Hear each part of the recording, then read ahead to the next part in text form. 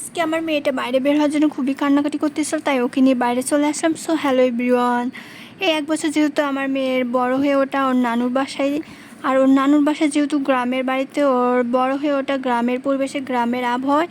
দেন বাসায় চলে আসলাম, ওর বাসার পরিবেশটা একদমই ভালো লাগতেছে না, ও শুধু বাইরে যাওয়ার জন্য কান্নাকাটি করে। আর আমি তো সারাদিন ওরকম সময় পাই না, অনেক কাজ থাকে সংসারে, বাইরে বের হওয়ার।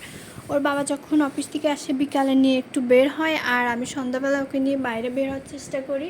আর আমার মেয়েটা বাইরে বের হলে তো খুবই আনন্দ করে, খুবই খুশি হয়। আর ওর আনন্দটাই আমার সব, ওর খুশি দেখতে আমার ভালো লাগে, তাই ওকে নিয়ে বাইরে বের হতে পারলে আমারও খুবই ভালো লাগে। দেন আমার মায়ের কিছু পান কেনার ছিল, কিছু ডিম কেনার ছিল, যেহেতু বাজারে আসছি ওগুলোও কিনে নিলাম। এদিকে কারেন্টটা চলে গেছে, তাই আমরা বাসার দিকে রওনা দিচ্ছি। এই তো বাসায় চলে আসলাম,